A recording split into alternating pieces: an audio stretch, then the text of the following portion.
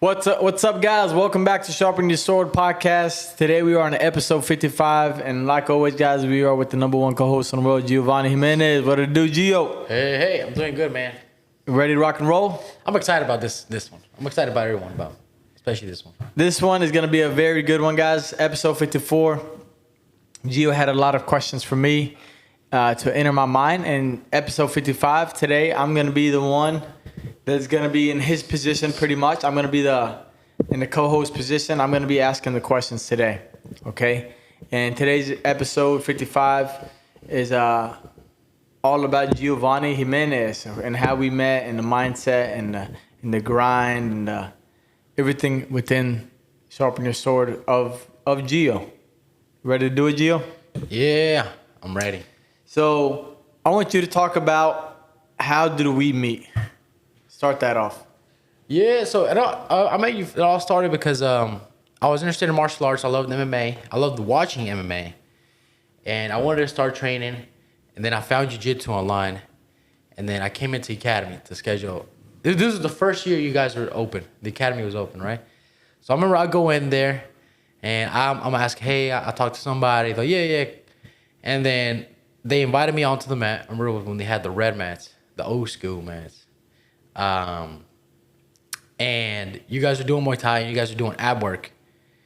And I think I started doing ab work too, where I sat next to you and then you talked to me for a little bit, right? Like, and I'm like, what's up, man? I remember I saw you and I was like, this guy, just by looking at you, like, he thinks very highly of himself, just by looking at you. Right? Just by looking at you, this guy thinks very highly of himself.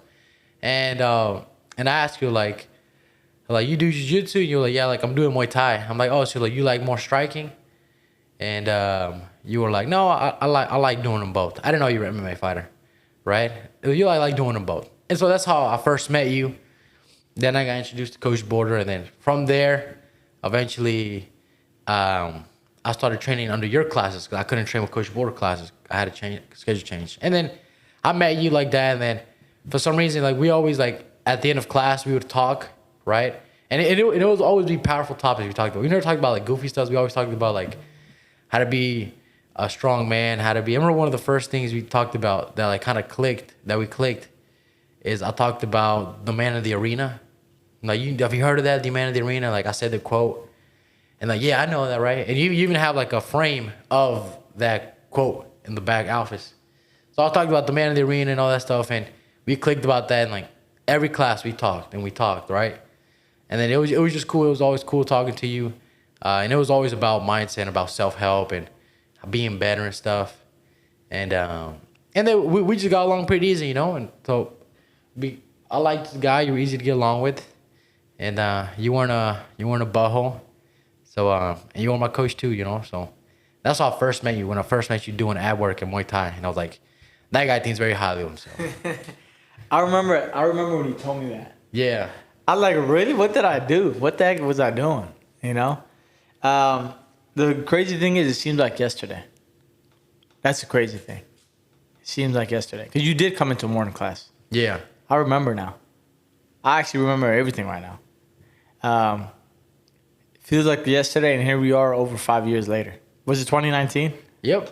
So, I mean, over 6 years later, bam, we're sitting in the same room. And you came in as a innocent 18-year-old. I was a bambino. Bambino. What stands out to you the most from the early days? Like, what do you mean? Like, just in general, looking back to 2019, what stands out the most? I think the whole encounter, right? Meeting each other, you training, just in general. So what stands out to me the most, and like I've said many times, it's I didn't go to college. I made that decision. I didn't know what I wanted to do, and I'm not gonna go to college just to acquire debt, party, and waste my years. You know, so I want to come out here. I had ideas that I wanted to execute, and so I don't want to go to college. You know, and while many of my peers are going to college, and they were finding the route. A lot of them didn't find the route, but most people, when they get out of high school, they go into college, right? And you're going down your career path. And you're going to, this is my calling, whatever the case may be, right? Whether you think about it or not. So when I look back at it, because I started training at the end of July. So at the beginning of August, right? I had an appointment in July. I couldn't come in until August. So I came into August, right? When most 18-year-olds go back to college, go to college. So looking back at it, I'm like, man, I didn't realize that, but I was like doing kind of the equivalent to college. I was on the path, the right path towards my life. You know, I did, but at the time I didn't see it. The time is I'm just engaging in a martial art and sport. I want to look cool. I want to have fun. I want to feel good about myself. That's why I did it. But looking back at it, that was like a turning point in my life that looking back, I can see it, but in the moment, I never saw it as a young man. I never thought this would change my life. I just came to do a martial art, and that's it, you know? But looking back at it, that was equivalent to me choosing a career path, and taking you're in the split between the left road and the right road, and one of the roads that would change the course of my life, you know? So to me, that was a very powerful moment, very impactful moment. And that's how I look at it, man. That was just, damn, that's where it started, you know? I didn't know what I was doing. I really didn't know. Like, I was just like, let's go try it. I did it, and it changed my life, you know? So my equivalent, I didn't go to college, but I did something for myself that was way better than college, which is went to a martial arts school. I agree. Jiu-jitsu is the most powerful thing. Amen. Everybody is gonna say something different, right? I personally learned the most through jiu-jitsu, right? The whole journey encompassed everything, right? Training, competing, coaching, business, everything. I would say I learned everything from that. You know, I would say 99% of it. So it's very powerful. But I did have one question. You already kind of talked about the mat talks. So I never forgot them. We'll be there until 10:30, 11, just talking before we realize we've been talking for hours. We had a lot of deep talks on the mat. What is something that clicked back then in those talks or mindset shifts?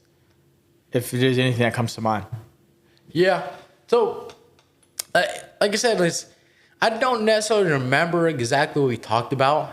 As people don't remember what you said, they remember how you felt, you know? But I'll tell you one thing, and I just remember right now. It's one thing that was a big shift.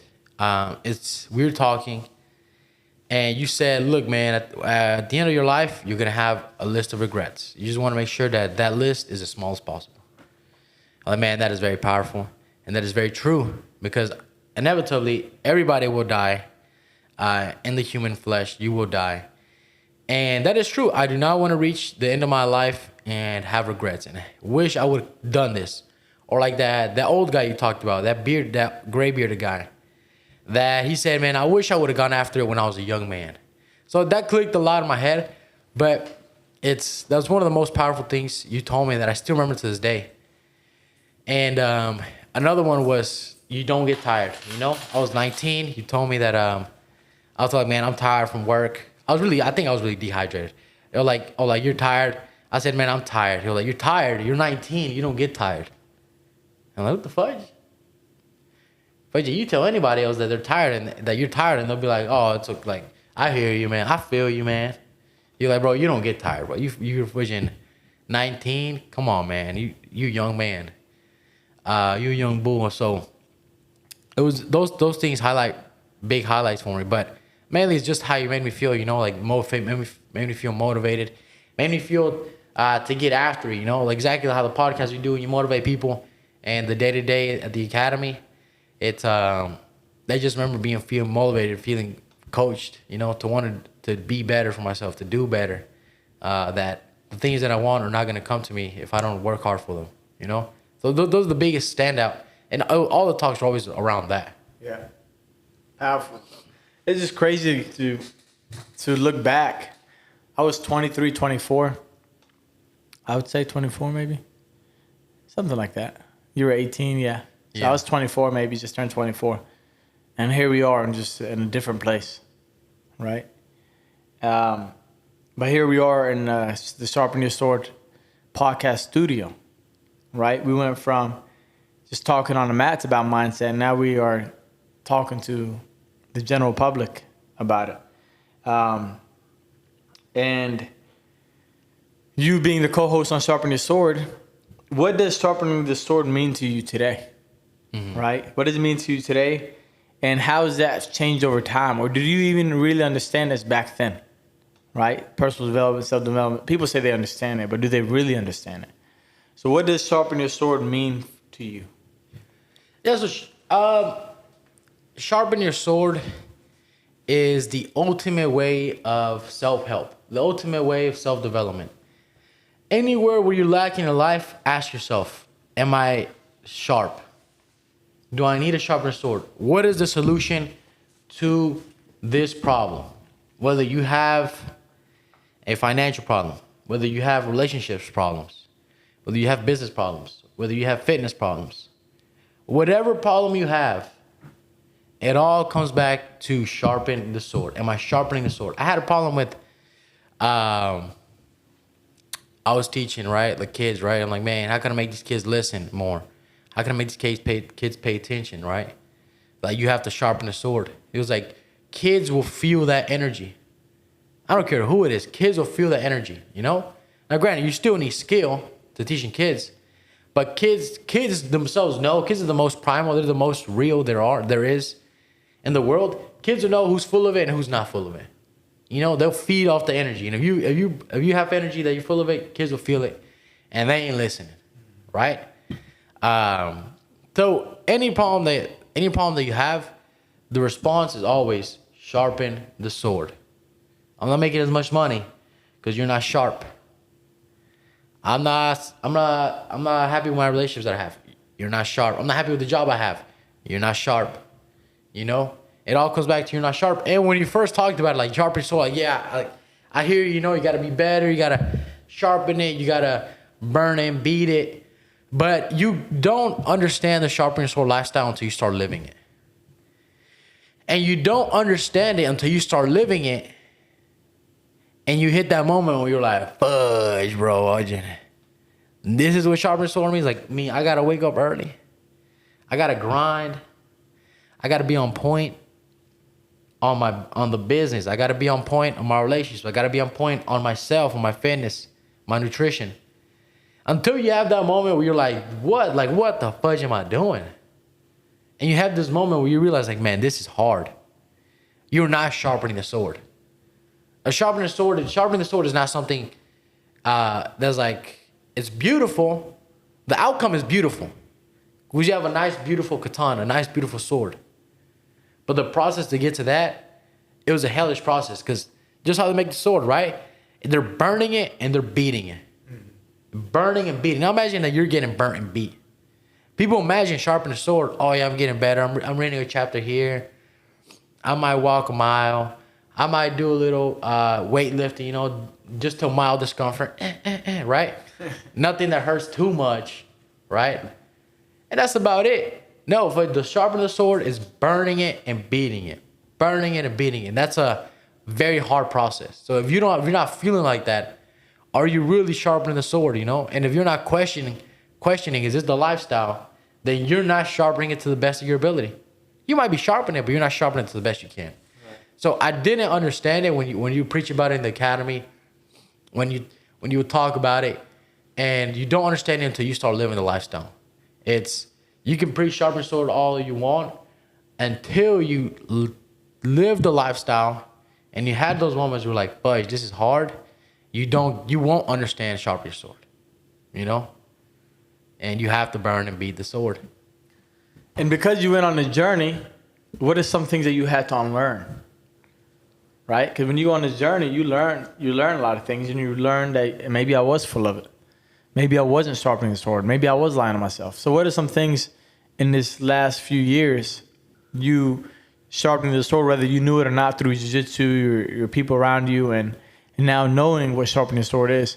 What are some things that you had to unlearn as a young man that was blocking you? You know, because a lot of the young viewers don't understand that you don't just learn things. You also have to unlearn things. You have to control, alt, delete, right? You have to delete some things that are actually hurting you, not benefiting you. Things that you're doing. So what are some things that you had to erase or get rid of? 100%. You know, so it's like I had to let go of a lot of things. First of all, I had to biggest thing you gotta let go. You have to let go of the person who you once were. You have to, that life that you're living. If you're too comfortable in that life, and you're not disgusted with that life you're living, you're not upset with the life, like you're at the point where like, man, this is how I've been living, and I expect to get the things that I want to get in life living like this. If you haven't hit that moment, and if you don't think about it like that, right, then you're not gonna change, right? So first of all, you gotta be upset with your situation if you want to get better. Nobody's gonna be comfortable in bed, right? Nobody is just comfortable and will do it willingly uncomfortable unless you know it's not good for you. So you have to let go of comfort. That was one of my biggest things. Is like, I have to be uncomfortable. I do not like being uncomfortable. And in today's age, everybody's comfortable. Everything, even work is comfortable. Unless you're working labor, right? But you mean to tell me working at McDonald's is uncomfortable, working at Chick-fil-A is uncomfortable? Maybe if you're standing outside, it can get hot and get uncomfortable. But even then, they have some shade for them. They bring out waters. They bring out, if I just start laying bricks outside, tell me, compare that, see if that's uncomfortable, right? So it's today's age, everything is comfortable. You go to work, you're comfortable. You're at home, you're comfortable. You're watching TV, you're comfortable. You go out to eat, you're comfortable. You talk to people, you're comfortable. With your friends, you're comfortable. So in this age, we're never uncomfortable, right? And when we are uncomfortable, it's because situations came to us. We didn't chase the uncomfortable. And so that was one of the biggest things that I had to let go, is letting go of the fact that I was going to be comfortable. The letting go of the comfort. Accepting the fact that I'm going to be uncomfortable. Another thing was let go of relationships. Let go of people that have bad influence, people that had bad energy, that don't have good energy, meaning you're not excited to talk to them. They don't bring life into you. They don't preach good things to you. They don't motivate you. They don't have that star in their eye. They're just gloomy. They're just getting by. Anybody that's getting by, you gotta walk by them. You gotta run by them. Nobody that's getting by is gonna motivate you to do anything good for you. They're gonna push you to do anything good for you. And they will hold you back when they see you winning. Mm-hmm. Because just like crabs in a barrel, you don't need to put the lid on the barrel, because they're going to keep dragging each other down, right? They don't want to see you winning, right? And the people that want to see you winning, for the most part, they say they want to see you winning or whatever, or they celebrate your victories, inside they're dying of envy, right? Because people do not want to see people do better than them. Fake people. Real people, they'll celebrate you. They'll be happy for you, right? Even if you're doing better than them. Fuck it, bro. That's your journey. I'm on my own journey. I know what God got something for me, And then what God gave you, if he gave it to me, I might not be happy with that. But what God's going to give me, if he gave it to you, you might not be happy with that. So that's why you can never compare. You can compare to motivate yourself. Damn, bro, that dude's my age. Look how far he's gone. Hell yeah. Somebody my age can do it. And if he can do it, I know I can do it. That's okay. But to have envy for somebody's got, dude, you have in this life what you've earned. Like, karma, right? It was like you get what you deserve. For the most part, you get 99% of the time, you get what you deserve. The car that you have, you deserve that car. Well, not deserve. You get what you earn. Yeah. You earn that car. The food you're eating, you earned that. Granted, unless you got they inherit it to you. But we're talking about regular people. Everything you got, you have earned that. And guess what? You think you deserve better? Your actions don't reflect that. So you got to let go of limiting beliefs. You got to believe that you can do it. You got to believe that you can achieve. If it came to your mind, it came to a reason. It came because you can make it happen. If God didn't believe you couldn't make it happen, it will never come across your mind. You think a donkey thinks about making a car? No, because they can't make one. It's not for them to do it. But if you had a great idea that came to your mind, that's when God speaks to you. Tells you, bro, this is something you should do. This is for you. You can do it. But it's limiting beliefs, so you just gotta let go of negative people. You gotta let go of being comfortable. You gotta let go of being average. You know, you gotta have you gotta let go of having an average standard. You gotta let go of being all right. You gotta let go of being medium. You know, I hate medium so much. I stopped asking medium on my steak. Looking at no, but that's an example, right? It's like you gotta hate being average. Average is for the weak, and you gotta let go of self-limiting beliefs, self-sabotage. Whether you know it or you don't, a lot of people have self-sabotage. Even the most successful people, there'll be moments where they try to talk, their brain will try to talk themselves out of stuff. No, man, what if it's a big risk? What if things go south? X things, right? No, what if you ask that girl out? What if she says no, you feel embarrassed? You feel embarrassed? It's the worst thing, you know? It's, so let go of self-limiting beliefs. Believe and have faith, you know? It's, what you call it? Like in the Bible, it says like, blessed are those who believe without seeing, you know? And there's this one guy in the Bible who didn't believe in Jesus, right? He didn't believe in Jesus, right? He was one of his followers, one of his disciples, right?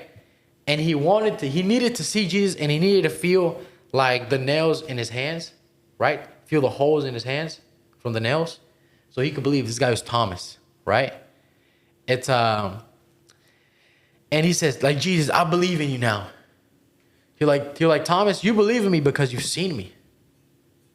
You're like blessed are those that believe without having to see. You know? And you are blessed if you can believe in the image without having to see it. Without having to see it in person. If you see it in your mind and you believe and you have faith.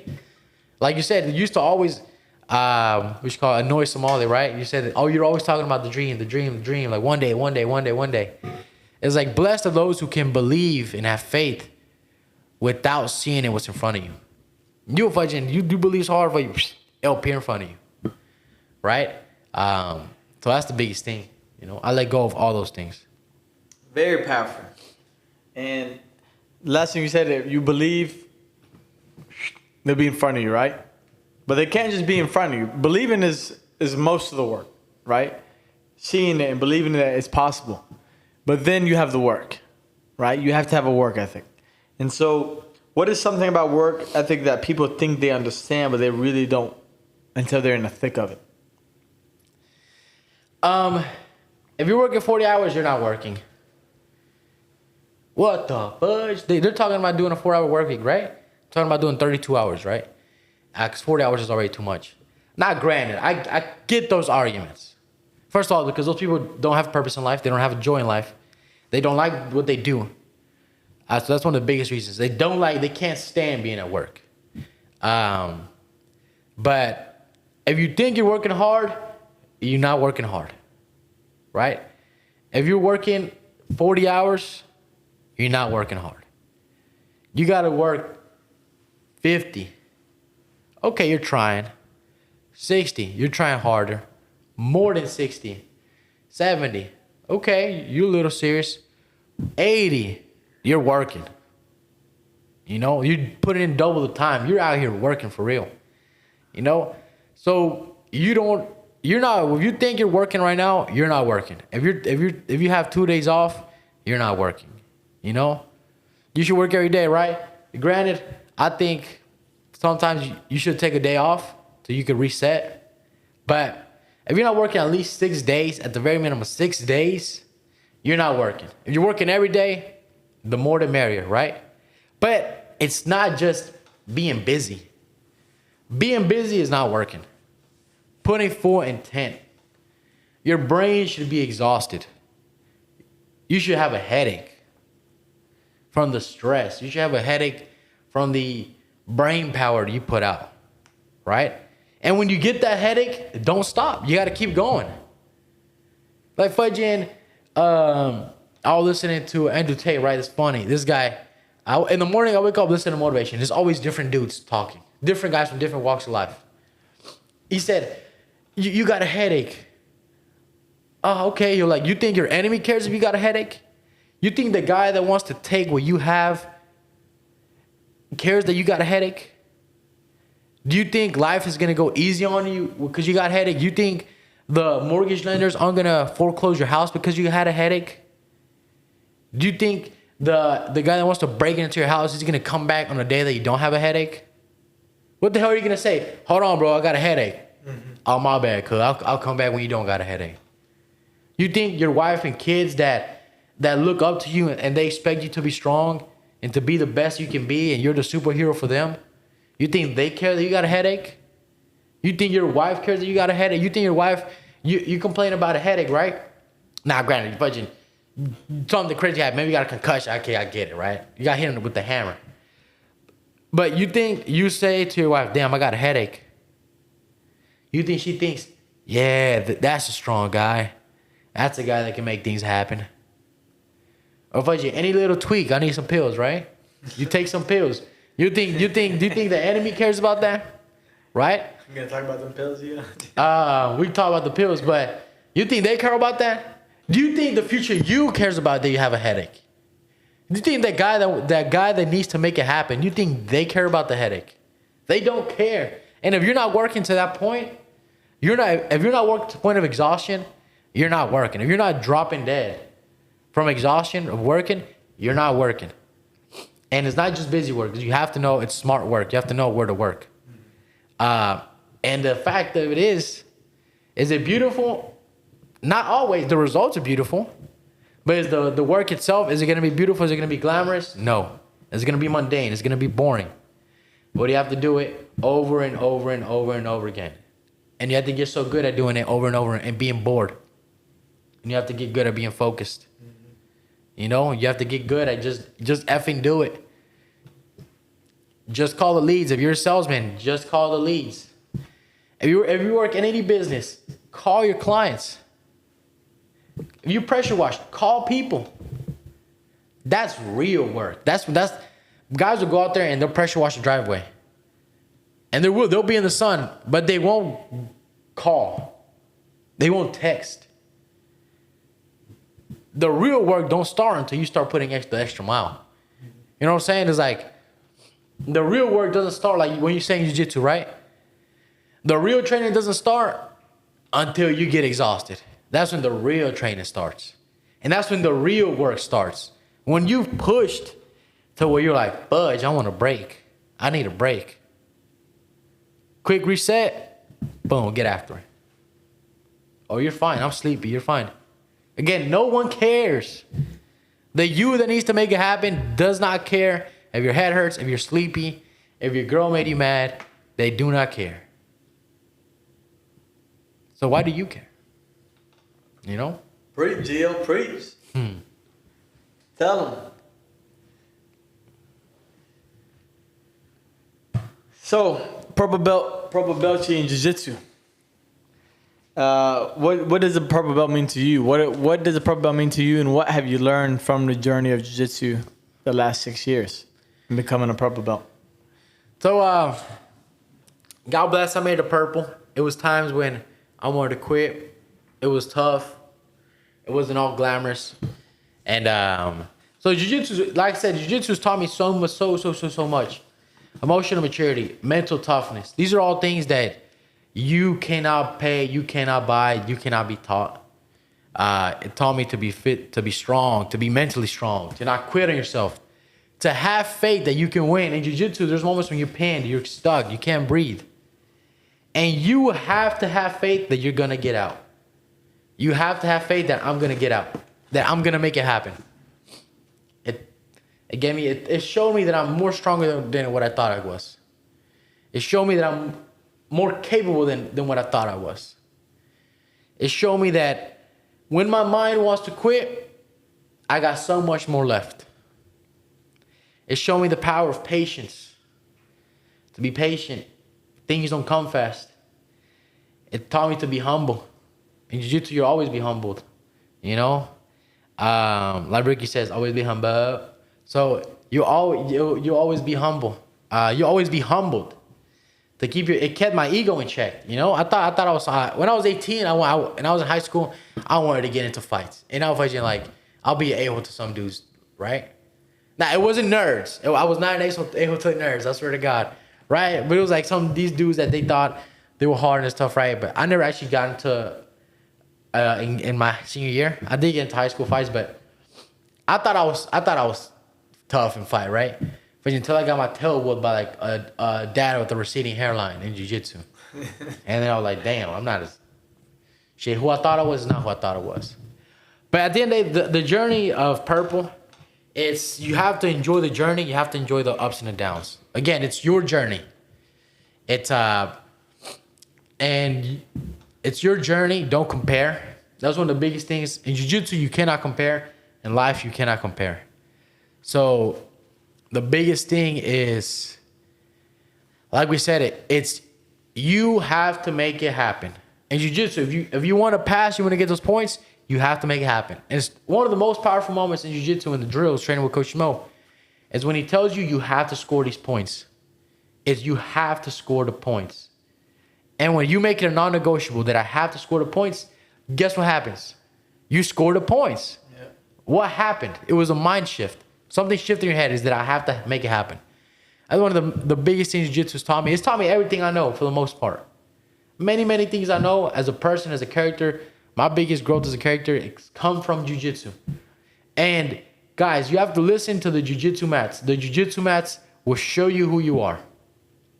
They'll show you who you are. They'll show you what you like. They'll show you if you like discipline. They'll show you if you lack, if you're too soft. They'll show you if you have too much ego. They'll show you if you're not humble. They'll show you if you have too much respect, if you're not aggressive enough, if you're too docile. It'll show you if you're too emotional. It'll show you if you're strong. It'll show you if you're calm-minded, you know? It'll show you if you can handle stress. So the jiu-jitsu mats will teach you more than anything else. It'll teach you more than you going to Cambridge. It'll teach you more than so many more other things, guys, because it's real. And you can't deny real. And but the biggest thing is jiu-jitsu taught me is you have to make it happen. You have to make it happen, or else it won't happen. 100%. And it goes a lot through discomfort, right? Discomfort is where the growth happens. Lifting weights, business, training jiu-jitsu, right? You're uncomfortable. That's where real growth happens, when you put yourself through that. So how do you approach discomfort? Because most people run away from it, right? We were talking about this morning, right? And I told you, like, most people talk about it. Most people say, well, I'm going to be this, I'm going to be that, I'm a man, I'm this, and I'm that. And from the last few years that we've spoken, we've talked, what have you seen, right? Is what we repeat over and over again. The talk is cheap. When it comes time to do the work, I don't care whether you're 18 or you're 40 or you're 50 or you're 60, okay? They can't do the work. Why? It's because of the discomfort. So how do you approach it? Whether it's on the mat, you know, in life, at work, wherever it is, discomfort is discomfort. Biggest thing I do, if I'm uncomfortable, I breathe. I in through my nose, out through my mouth. In through my nose, out through my mouth. I calm down. You know, I ground myself. Where am I? What am I about to do? So discomfort is always uncomfortable, right? But I remind myself who I am and who I want to be. And I always reassure myself. You have to reassure yourself that you're capable, that you're strong. But at the end of the day, you don't have to do the uncomfortable. You don't have to do it, Gio. You be a little bitch. How about that? No, I'm not doing that, right? So it was like, right? Because you don't have to do it. You're getting fired up. You don't have to do anything for yourself. Tell them. You don't have to do anything. You don't have to go to work, right? But why am I choosing to do this? Because I want to be better. Do you want to be better? Yeah. Like, this is sharpening your sword. There's moments when you get uncomfortable, right? You're like, fudge. Like, this is sharpening your sword. This is what sharpening your sword is. But this is the unlimited, this is a motivation hack. An unlimited motivation hack. For whenever you're lacking motivation, or you don't want to embrace the uncomfortable, there's a version of you that would do it. The 2.0 version. There's a version of you that would do the phone call. There's a version of you that would go the extra mile. There's a version of you that will go to train and not sleep in. There's a version of you that will do his best to hunt, to make money for his family. There's a version of you that'll take care of himself. And that version is real. That there's a version of you that can do everything you want to do. But you're not willing to live up to that version. And that hurts. When you know I can be that motherfudger. I can be that motherfudger they make movies about. I can. But I'm too damn weak to do it. Bro, you're only hyping me up. You know? There's, like I said, there's that guy that will do it. There's a version of you that will do it. Now imagine that guy. Imagine how strong he is. Imagine how confident he is. Imagine how capable he is. Imagine that imagine that guy, right? That guy that has all the maxed out attributes. And you ask him to do something. Do you think he'll get it done? Hell yeah, you know he'll get it done. Because it's who, not how. It's who you're asking to do the job. Not how he's gonna do it. Is you know who it is, right? And when you compare yourself, like, bro, there's a version of me. Not compared to LeBron James, not compared to anybody. But there's a version of me that can do it. That will do it. And his ass is outperforming me. Man, if that don't motivate your ass, man, I don't know what will. You know? If that don't motivate you to be that guy, then you just don't want to be that guy. You're comfortable being average. You're comfortable being forgotten in history. I thought about it this weekend, bro. I had a big epiphany this weekend. I have like epiphany every weekend. But I had a big thinking moment, right? I'm listening to music. I'm working on my dog house. I'm finishing it up finally. And I'm working outside this 4th of July. I'm working outside. It's hot. And then for some reason, I just stand up and I look out to the sky. And I thought about that guy that died, right? Rest his soul. God bless him. Hopefully he went to where he needed to go. I said, damn, bro. I said his name. I said, damn, bro. You're really going to be forgotten in history. Right? And I thought about what I said in the podcast. And people would be like, Gio, that's fucked up, bro. Why are you talking about him like that? And I could be. You know what? That is fucked up. Right? Keep it real. No, it is fucked up. But it's real. Unfortunately, he will be forgotten. And he's not the only one. Millions, billions will be forgotten. Didn't leave a footprint in this earth. Didn't change lives in this earth. Didn't leave a legacy. You can't live forever, but your legacy will. And I just looked to the sky and I said, man, that's fucked up, man. I need to make something happen. Or else I would die forever. I would die and be forgotten forever. 1 generation, 2 generations later, gone forever. It won't even take a generation, cuz. Only take a generation. Same people. A month later, they forgot all about your ass. Only person, if your mom's still alive, she'll remember you. Brother's still alive, sometimes he'll remember you.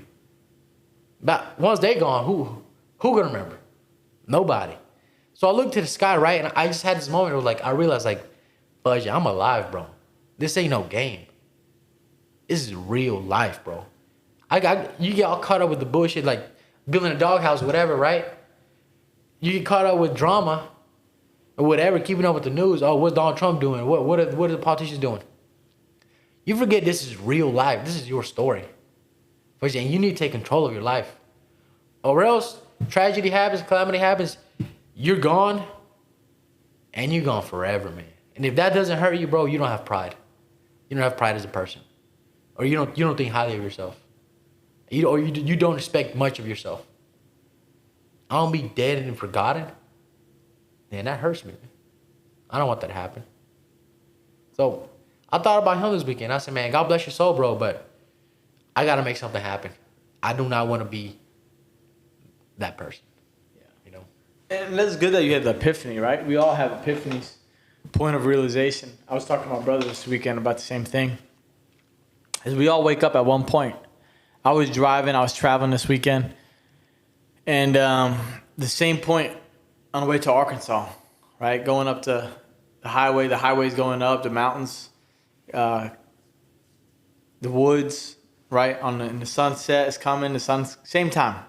It was just a coincidence. I'm going through at the same exact time, around the same time, right? And I don't know if you saw it on my story or not. But, and I put a quote with it, like just remembering, right?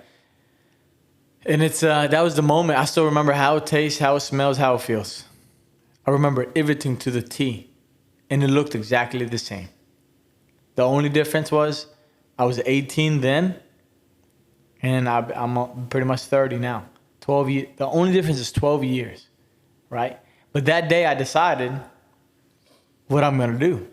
I'm gonna work day and night, right?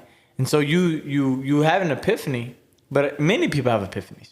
They just keep having them. They get back to work and it's too hard. They stop working. They go about their life. Something happens. They have another one. And it's on a repeat until they die. So is it good that you had that epiphany? Yeah, it is. Is it good that you're talking that way? Yeah, it is. But are you going to do something about it? And are you going to do something about it for a long time? Right? And I'm talking to the general population. I'm not just talking to Gio right now. I'm going to give you the answer. And I remember I talked to you about the goals at the business. And I told them that they're not going to do it. I'm going to tell you. You're not going to do it. Because it's hard. You can't handle the pain. You can't handle the tough time over a long period of time. You can handle it for a day, 2 days, 3 days, 4 days, a week, 2 weeks, 3 weeks, 4 weeks. But can you handle it for 1 year, 3 years, 5 years, 8 years, 10 years? Can you? Why do you think divorce rate is so hard, so high? Because they can't handle it over a long period of time. Why do people not become successful? Because they can't handle the pain and the work ethic needed, okay? The output needed over a long period of time. How come so many small businesses fail? Because they cannot handle the work needed and the pain over a long period of time. It's all sunshine and rainbows when you talk about it. Everything is sweet. Everything's like a caramelized latte, baby. Right? Until you're really inside of it and you really realize, like, damn, I'm here. It's sink or swim. And most people sink. This is just the reality of the earth, of life. I've seen this over and over and over and over again. It is just too damn hard. I'm not saying it's not impossible. It's just too damn hard. Yeah. It's your choice. Do you stick it out? Most guys can't stick it out these days. They can't. I would say 1 in 1,000. This is just the truth. And so this is the pain that you have to live with for a long time. Because you're going to get to heaven or wherever you're going to go, wherever you believe. And you may see that 2.0 version of you, the version, and they're going to look at you like, good job. Or they're going to look at you like, what a disgrace. Damn. You know what I mean? Because you could have, should have, would have been. But you weren't willing to man up. That's the biggest thing, is you weren't willing to man up and do the damn thing. You know? And the sad thing is, it's getting worse by the generation, right? Because we do live in an easy life. I don't care who you are, we live in an easy life, okay? And you're going to pay the price for it. Your family's going to pay the price for it. Let's not even talk about your business or your community. You and your family are going to pay the price for it. You know, and that's the sad truth. And so this is a good question for you. How do you balance pushing yourself and avoiding burnout? Where is the line? The real truth is, and when I first started working with you, I believed this, right? Is what having a work-life balance. You know, like, what about having a work-life balance, man? What about because if I go too hard in the pain, I'm gonna burn out, right? Now, granted, this is something that you build over time. You always talk about the balloon, right? Expand it, come back down. Expand it, it'll go bigger. Boom. You build your capacity. You can't go ham. I will tell you that. You can't go ham right off the bat. You can't go try to bench 225 right off the bat. You got to work up to it. But you don't believe in burnout. You cannot believe in burnout, right? And the fact of the matter is, if you're not feeling burnout, you're not trying hard enough. Everybody feels burnout. Not everybody is excited to work every day. Even the best entrepreneurs are not jolly to have to work every day. There's some days when they're like, fudge, man, I got to do what I got to do. But you can't fall to the susceptible to burnout, to you're exhausted, right? To I'm cooked. First of all, if you get burned out by something that you want to do, you don't want it that bad. You prefer comfort over what you want. So number one is you can't believe it. You can't believe in burnout. And number two, when you feel like that, just push through it. You know what I mean? You got to push through the pain. You got to break that wall. Burnout is nothing but a wall for you. And unfortunately, 99% of people cannot break that wall. They smack the wall, get a little dizzy, right? They start seeing birds and like, budget. This is where it's at. Let me go back. Let me chill. And that's where the going through the motions happen. That's where people, they go back to autopilot. Because they feel the burnout, they go back to autopilot. If you're off one day from your rhythm, off one day, it'll set you back 30 days. Believe it or not. And if you have an off day, by the way, if you have one off day and it didn't set you back, guess what? You're not performing to the best of your ability. You're just not. If you're high performing, if you're trying the best that you can, and you're really trying to put a great output, and one off day doesn't throw you back, then unfortunately you're doing the bare minimum. Because if you're doing bare minimum and you miss one day of bare minimum, hey, not a big deal. But if you've been out here working big time and you miss one day, you'll see a big difference. You know you're falling behind. So it's don't fall for burnout. Don't believe that it's true. And ignore it. Well, how am I going to ignore it if you said it's not true? How can you ignore something that's not true? Well, the deal is, you can't, it's like when you say, if you believe that you're tired when you're training hard and you feed your mind that you're tired, you're only digging yourself in a hole. So when you feed your mind, I'm feeling burnout. Even if you were able to rewire yourself, but you said, I'm feeling burnout, it's going to come back to bite you in the ass. Yeah, you're feeling burnout, Gio. Yeah, you've been doing really hard. Take it chill. Like I said, is your enemy going to care? Is your market competitor going to care? Are the people you're competing with, are they going to care that you have food to feed your family? Are they going to care that you can make your dreams happen? Nobody cares. Nobody cares about the burnout. The future you is going to look back at you and think, what a punk. Burnout is nothing but a feeling. It's a feeling that you have to ignore. Now, maybe take a week off.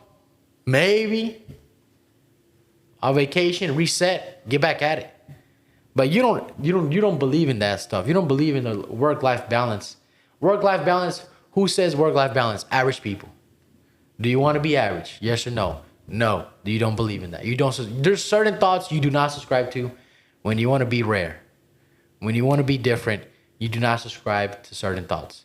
And burnout is one of those thoughts you can't subscribe to. It's just a feeling, bro. You're just building your capacity. That's all it is. Mm-hmm. That was a trick question, by the way. I was going to see if you say that. Good job. What? See if you believed in burnout. And so that's probably one of the best put ways for talking about burnout. Now, a lot of people are going to say it's toxic. Maybe it is. I don't know. Right? I don't know. This toxic word came out of nowhere and started smacking people. I think toxic is a nice way to put, is a nice word to use when you feel insecure and you can't achieve things. So you put a bad term on it, right? So you don't have to do it and make it look bad. But the truth is, I don't believe in burnout either. I think if you believe in burnout, and this is extreme mindset, right? This guy, if you want to achieve something big, if you believe in burnout, you will never get anywhere. Because guess what? If 40 hours is burning people out, guess what's 32 hours going to do? Same thing. There's not going to be a difference. Because it has nothing to do with the amount of work. 40 hours is working 8 hours a day, 5 days a week. Or 6 hours a day, 7 hours a day, 6 days a week. That's not work. That's patty cake. That's playtime. Yeah. You know what I mean? And so it's not about the work. It's about the mind. Your mind's capacity cannot withstand it. And so when it can't withstand it, it defaults, right? Because it works so hard and it looks for something and it starts crashing. But this is something that you can control, right? Whether you think so or not, you can control that, right? Work-life balance, it's not necessarily bad, right? But if you're looking for work-life balance early on, I don't know if you can achieve many things in this life because the cost of living is expensive. Just food alone. So are you going to be happy?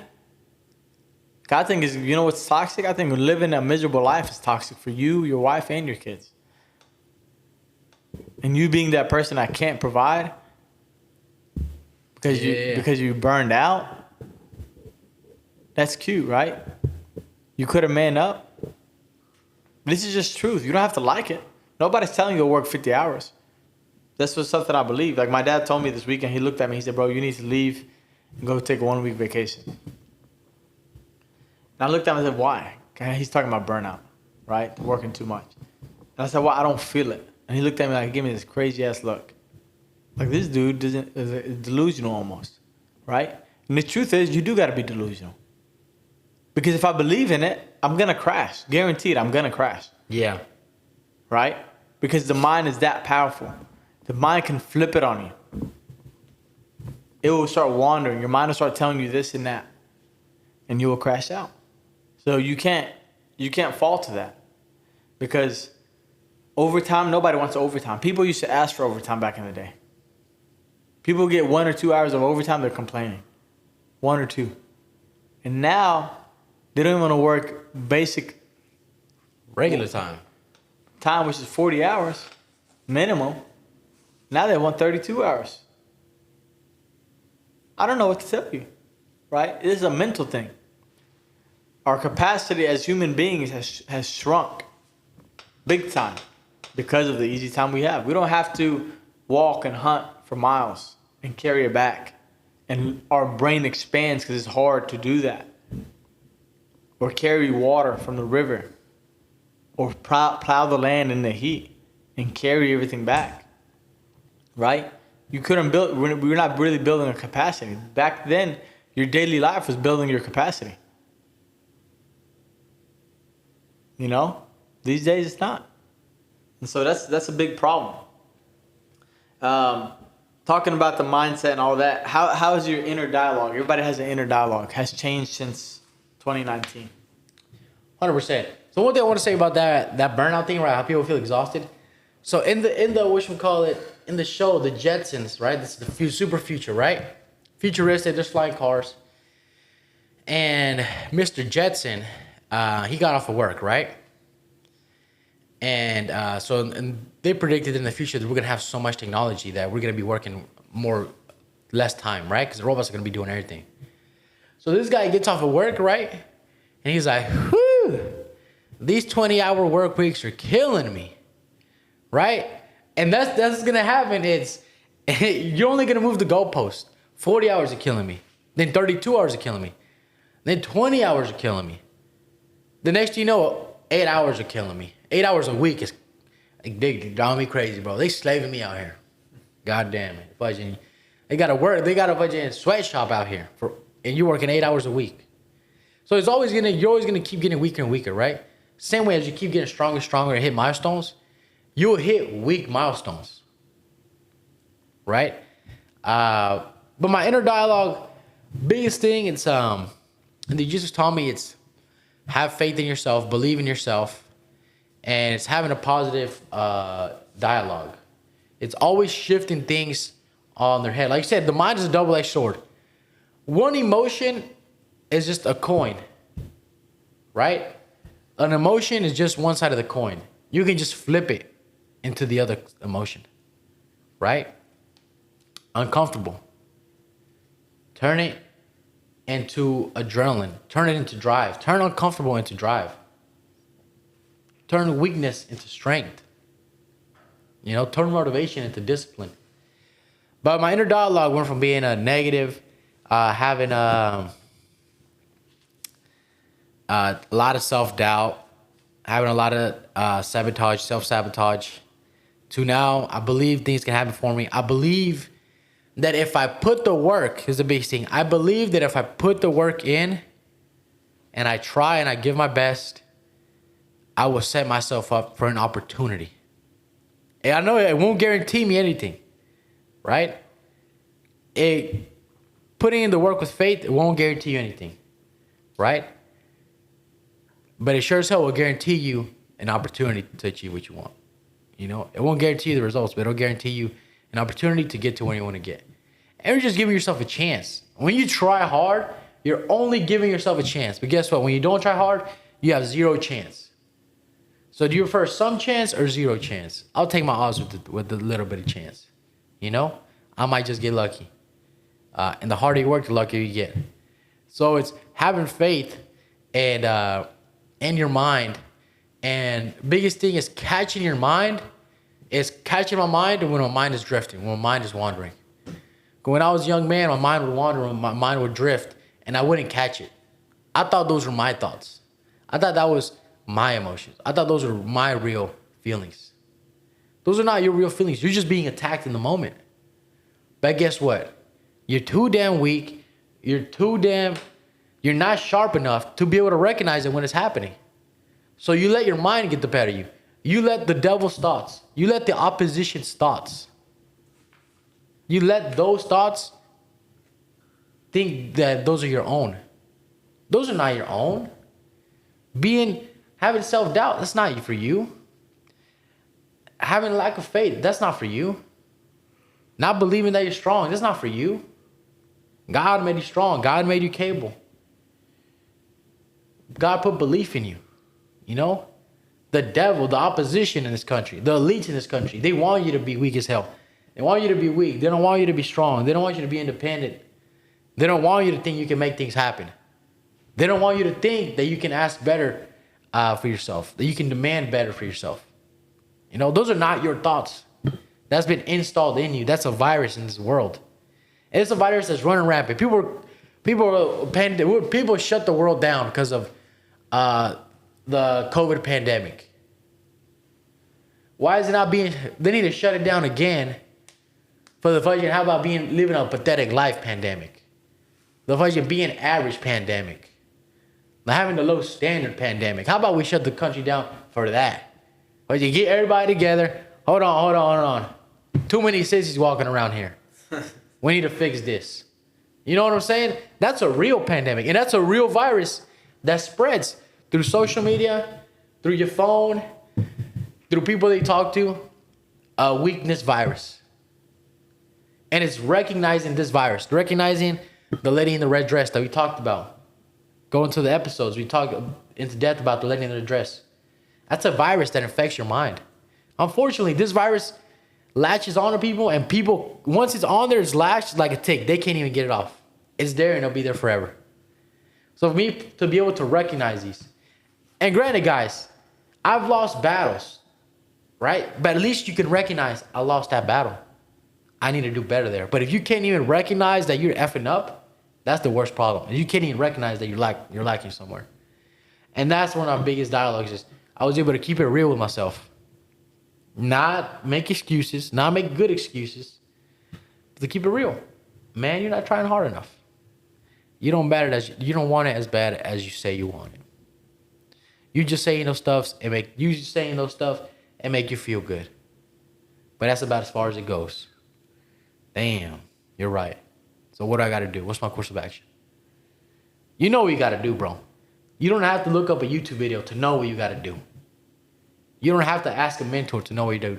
You don't got to pay a mentor an expensive, take out a loan for a dude to tell you what you know you have to do. You got to do it. You just got to do it. And that was the biggest change in my dialogue. That's Coach Mo's on the morning show this week. So you say sharpening your sword retreat fix that? Or sharpening your sword retreat? Would the sharpening your sword, would it fix that problem that we have? Oh, I thought you were talking about like doing a sharpening sword retreat. I'm like, that might be a good idea. Maybe we'll do it. But 100%. Sharpen the sword. We'll fix it, but you have to be with intent. You have to be alive in the moment. You have to be present. But as you start the process, it's gonna be like the stock market, right? Ups and downs, up and down, up and down, up and down. But the general direction is up. So yes, sharpen your sword will solve about 99% of your problems, guys. If you can notice, I'm not sharp in this area of my life. I need to be sharper. I need to do better. Don't bullshit. You're not perfect. Doesn't matter what age you are, especially if you're under 30, guys. Especially the 18 to 21-year-olds, you don't know nothing. You know, stop thinking that you know everything. You know, open your mind up. There's so much you can learn. 40-year-olds think they know everything. You don't know as much. You know a lot, but there's a lot more you don't know, and there's a lot more. There's a lot that you're good at, and there's a whole lot more that you're not good at. You know, so sharpen the sword. There's always something you can be sharper in, and sharpen the sword will fix about 99% of problems. When the sword is sharp, everything follows suit. You know, everything will follow after the sword is sharp. Because remember, it's not how, it's who. It's not how, it's who. You know, is that sword gonna cut through that problem? Is it gonna dice it up? Yes. If you got a fudging butter knife, it ain't gonna make it happen. You know, so sharpen your sword. It will solve 99% of your problems, guys, because it helps you be a better person. When you're a better person, you can be a better solution finder. So what are some ways to sharpen the sword? So biggest thing I gotta say, it's if you want to sharpen the sword, guys, I ain't talking shit about this guy, right? But you gotta train jiu-jitsu. You gotta train jiu-jitsu. You gotta train a combat sport. Maybe not jiu-jitsu, maybe do Muay Thai. But you gotta do a combat sport. Combat sport, one of the best ways you can do it. Jordan Peterson, right? Always preaching about men gotta be dangerous. Men gotta be capable. You have to be dangerous, but know how to harness it. Know how to control it. Like, you gotta be a monster, but you know how when to dial it back. Like, yeah, he's saying the right stuff. Look at Jordan Peterson. His ass is not training. I think he did like Kung Fu back in the day. And I don't even know if they sparred. You know what I'm saying? Like, bro, if you're saying about it, you gotta, if you talk about it, you gotta be about it. You know what I'm saying? That's the biggest thing. If you're gonna talk about it, you gotta be about it. So you gotta train, that's a non-negotiable. At least for listeners, at least 2 days a week that you dedicate yourself to train martial arts. Take care of your body, you know? Don't treat it as a dumpster. Treat it as a temple. And that's a problem. Like, many times, you can neglect yourself and treat your body as a dumpster, and not treat it as the holy grail that it is. You know, the temple, the beautiful creation that God made, and that's one of the ultimate forms of self-respect.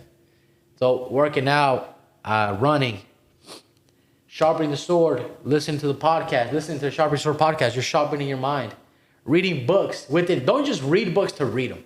Don't just listen to this episode just to listen to it. Get something out of it. Be present in the moment. Talk to people. You know, make connections. That's another way to be sharp. So you learn how to speak with people. And at the end of the day, it's every area of your life. Look at where you're lacking. You know? But biggest things that'll help you is you got to read, listen to motivation. One of the biggest ways to sharp. All the bullshit videos you watch on YouTube, stop watching them. All the bullshit videos you watch, stop watching them. Let me tell you something. If you're sending more memes to your friends than you're sending motivation reels, then you're consuming too much BS. You know? That's one of the best ways. That's sharpening the sword, right? That's you stopping your brain from rotting. And one of the biggest ways to sharpen the sword is to protect your mind. You know, protect your time, protect your mind. Don't let your mind be accessible to everything. A lot of people be like, a lot of people say this, right? They're like, I protect my mind. I don't let people get close to me. But you'll find you consume all the content, goofy ass content on TikTok or YouTube. Why don't you protect your mind there? So it's get off of social media, right? Don't overconsume it. I got a 15-minute time block on mine. So after 15 minutes, I can't use it again, right? I have to press extra 15 minutes, which I know I'm cheating, or ignore for the rest of the day, which I know I'm definitely cheating. It means I failed, right? So train martial arts, lift weights, run. That's for your body, for your mind. Talk to people, strong people, entrepreneurs. Read books, listen to the podcast, and associate yourself with like-minded individuals. Not with losers, guys. People that are where you want to be, or people that are grinding to be to where you want to be. Cool. I have two fun questions. One is, what quote do you live by? So it's obviously sharpen your sword. I live by sharpen your sword. And the other one, I guess this. I give you a quote, like the man in the arena is a big quote. But one of my biggest quotes that I like, and it helps me, especially in tough times. It's in the midst of in the middle of winter, right? In the midst of winter, I knew there was within me an eternal summer. So it doesn't matter what a shit show things are going on outside. It's that there's light at the end of the tunnel. You know that there's something past this. There's something greater for me. So as you're grinding, life's tough. All these things are tough. You got a divorce, right? Lost a family member.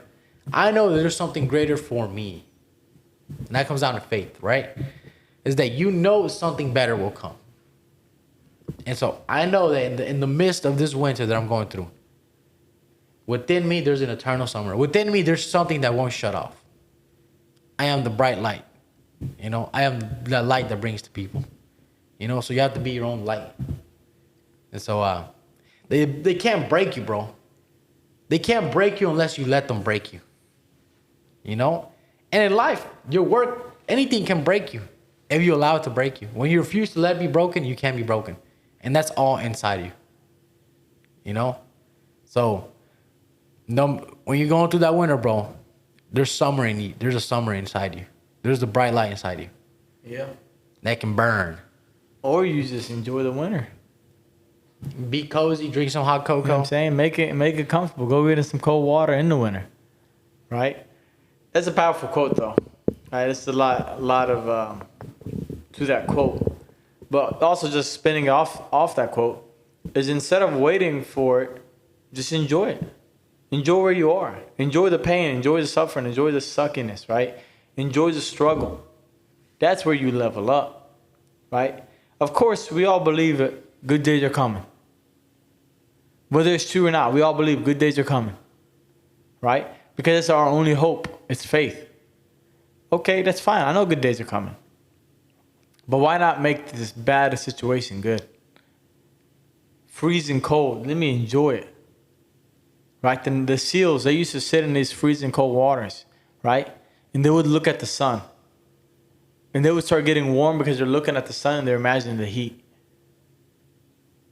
Damn. In the days they were doing that, they were able to last longer. But when they looked away from the sun, where the sun wasn't out, they struggled a lot. That's the power of the mind. Right? Make it good. Okay? Enjoy it.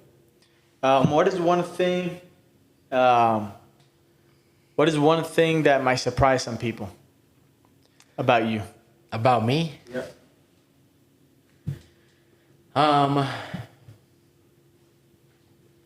Surprise? I don't know. I'm Hispanic. I'm Mexican. Shit, I don't know, man. There's so many. I don't know what about me surprising. I mean, I'm a purple belt. A lot of people don't think that that I can fight. So some people think they become a nice, soft-spoken young man. Then actually, people told me that, like, Clark's like, man, I looked at you like, dude, like, this guy don't even look like he can fight. And then you and Donovan, y'all look like y'all can't fight. And you're like, then we roll with you guys and you're like, fighting. But something big about me is, surprise about me is, I actually like a lot of people tell me like I actually love rap music, like hip hop music. That's my favorite genre. That's the best genre in my opinion. With the best sounds. You know, no matter how much shit people talk, it is art. For you to be able to mix up all those beats and rhyme and make it sound good. I'm gonna try. You try to rap on a beat, it actually sound good. It's hard. So I'm a big rap fan. I'm a big fan of the '90s rap. But the biggest surprise about me is you can walk into border martial arts, and we can become best friends. If you're not an asshole, you know, we'll be great. We'll be best friends, and so we'll learn together from a lot. I'm not the celebrity guy. I'm not this guy that fakes it. You can come in person to border martial arts, and you can meet me, and we can train together, and we can get better together. Can I get your autograph? And no, you can't get my autograph. You might take a loan out with my autograph. But outside of that, I'm a real guy, bro. So you can meet me. You'll see that we're chill, and I'll get along with you. And you'll be surprised that you'll be surprised with how real me and Coach Schmoll are, how chill we are. Am I chill? You're a chill guy. You're a serious guy. I'm a chill guy. Closing it off, guys, with a few more. Just 3 more. What does long-term success look like to you? I need billions of dollars. I need X amount of dollars. I need this house. I need this lowrider. I need the new Jays. You know, I need the new LeBrons. Yeah. You know, what is success? What does it look like to you? I want to know, what does success look like to you, and how would you describe success to people? Because success to people can be the money. I have a lot of money. That's success, but they're not happy. Is that success? I got $1 million, but I'm not happy. Right? So what does it look like to you, and how would you explain success to people? So success, I heard this when I was a young man.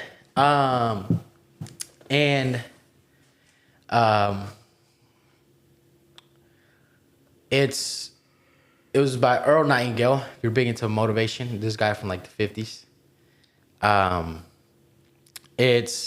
There's one chef, right? Very self chef. He said, I was successful even when I was sleeping in park benches. How are you successful if you're homeless? How does that make sense? How are you successful, right? And the fact is, to me, success, it's knowing where you are in life and knowing where you're going. Knowing that you're on the right path towards your life. That you're on the right path in life. To me, that's successful and that you're winning. Because guess what? You found your purpose. When you find your purpose, you are successful. Because you get to enjoy life. You get to have a twinkle in your eye. So when you find your path, you won't be envious. You won't be a player hater. Right? You'll be happy with your life. You'll be happy with everything that you got. And you look forward to living every day of your life. When you have a purpose. So if you don't have a purpose, right? And you don't have that path. My opinion, you're not successful. Because you're not going down the path that you want to go. You're going down the path that you have to go. But having to go down the path is not the same as going down the path that you want to go. I'm riding a Greyhound to California because I have to get to California. But I'm riding a Greyhound. But I would like to go on a private jet. So if you're going on a private jet, then you're winning, bro. Not because of the private jet, because you're doing what you want to do. You're doing what you want to do. Not what people want you to do, not what you're expected to do by society, by your parents, by family, by mentors, whatever. Co-workers. But you're doing it because you want to. So when I started living the life, when I found my purpose, when I found my success, when I found that, I was like, man, you know what? I'm a successful guy. Because I know where I'm going. I'm not lost. I have no doubt of where I want to go in life. And I have no doubt on the path that I am. I've never questioned the path that I'm on. Once I found the path, I never questioned that fucking path. And I believed in the path. How many people today can believe in the path? can believe that what they're doing is right, can believe that when things are hard, they're down the right path. How many people can do that? That's why so many people job hop. That's why so many people have had over 10 jobs in their life, over 10 relationships, married, divorced, married, divorced, married, divorced. Can't find somebody. Can't have friends. You know? Once I'm down that path, and I know it's a path for me, I fully believe in that path. And I'll go down that path till it ends. You know? Till the road ends. And that'll be till my life is gone, till God takes me, hopefully, to heaven. You know, I hope so. I think so. I think I'm doing right. But you being good or you being bad, G? I'm being a Gucci guy. But success to me is that. Now, then there's the like materialistic success, right? Things that I want to acquire that'll make me fudgy and like, yeah. And this I wanna, and I'll do this for the record, right? Because I know one day when I'm older, when I achieve these things, I'll look back at it, God willing, if He gives me life. I want to have a villa, you know, white walls, orange roof. I want to have a gold lowrider, a yellow lowrider. I want to have multiple lowriders that bounce. I want to bounce. I'll tell you, I want to wake up in the morning. I want to wake up to the morning to my beautiful wife, to my beautiful kids. We're living in this farm, right? In the farm, it's a villa. I have my beautiful kids. We have breakfast together. I go to work, you know. I get to work in my lowrider. I'm doing the 3-wheel motion as I'm pulling into the academy, you know. When I park, now I'm bouncing in the car. I get out the car. I go into my locker. I put my stuff up. And then in my locker, when I see my locker, I see where I have my purple belt hanging. I see a black belt hanging. Dang. You know, I get to work. When I'm at work, I'm the best manager I can be. I'm the best GM I can be. I can be the best leader I can be. I'm the best worker I can be.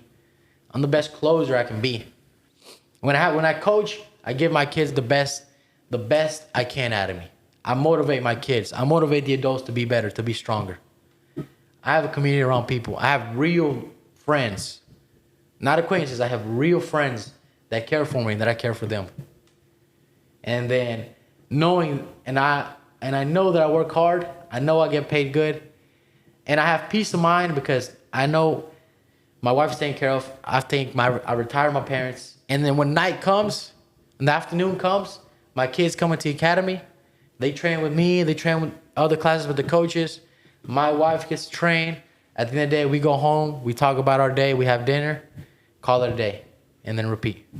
You know? When the day that I live that life, that's when I know, man, I've made it.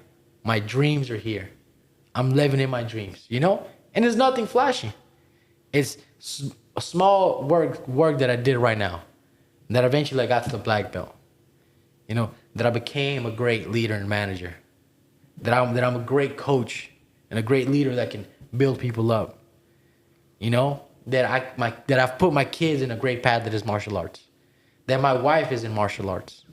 And she gets to do it as well. And that we're all strong together. And that we all get to go home as a family and enjoy life. And that we're blessed to be able to do the things that we do. You know? So, to me, that's badass. So, when I get that, I won't flaunt it. I won't brag about it. I'll probably upload a video of me bouncing in my lowrider. But that's I can't wait for that day. That'd be so fun. It's gonna be awesome.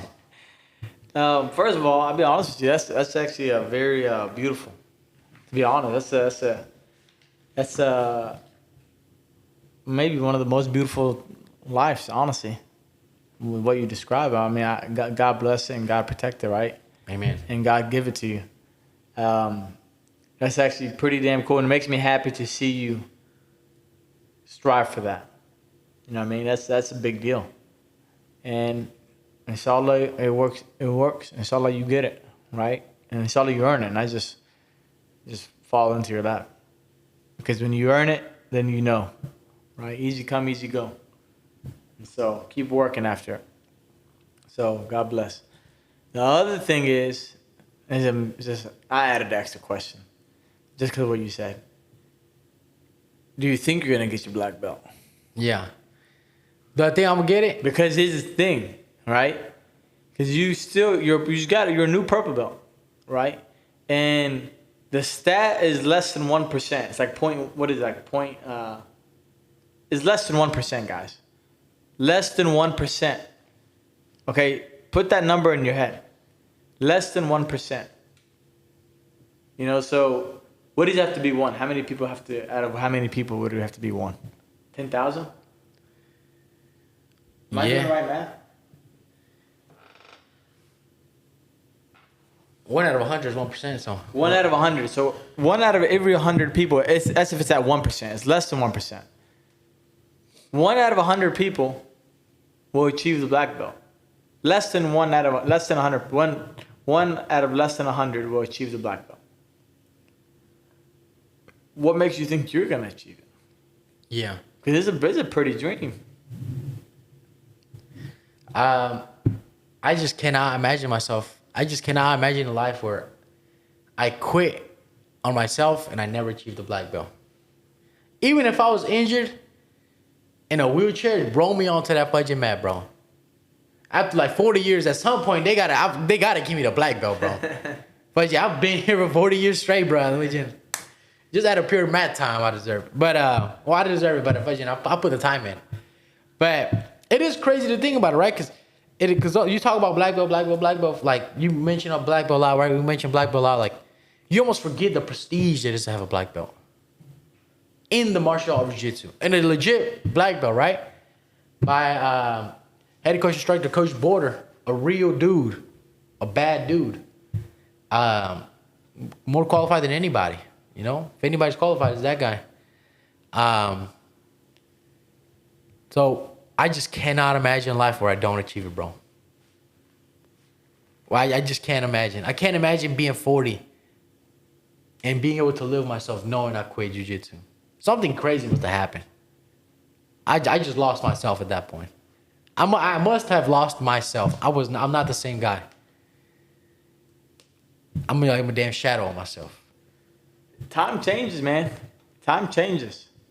Time changes the people. Things change. Life changes. That's what people don't expect. That's what people don't account for. Time changes. Life is not easy. You know, from where you are to black belt is at least 5 years. At least 5 years. At least minimum. Yeah, minimum. Minimum 5 years from where you are. That's minimum. A lot can happen in 5 years, and a lot of people, a lot of young folks, don't account for these things in life. The things that pop up in your way in life. You know, you can have horrible things happen to you, and you can have great things happen to you. Everything can be going great, and everything can go south. Everything can be going south, and then it can go great. And so I wish you do it. I just wanted to see what your thoughts were. Yeah. When I questioned it, you know? I just can't imagine it not happening, bro. Hey, keep working. Keep your head down. Whether it's hard or not, you'll get it. You'll earn it. You know what I mean? Amen. Last one. If someone listens to this episode 10 years from now, someone listens to this, what do you hope to take away the most from this episode? I'm gonna tell you something, man. You know that motherfucker made it happen, bro. He ain't full of shit, bro. That's what I hope you get away from this, right? And look, and this episode go down in history, my history, right? For the average person, ready person to listen to it, hey, they might not care. Whatever. For me, this is a big deal. Biggest thing, guys, you can take away from me, from my life lesson, right? I'm not an extraordinary guy. I'm a regular kid.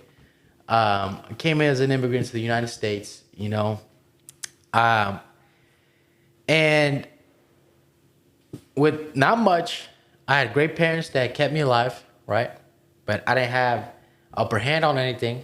I started from the bottom, from down low. I had a great support system. And I was a young immigrant kid that came to this country and with dreams and aspirations. And at 21, I was down low, man. At 21, I was depressed. I didn't like my life, you know. I didn't like living. Not in a suicidal sense, God, no, not that. But I didn't enjoy life, right?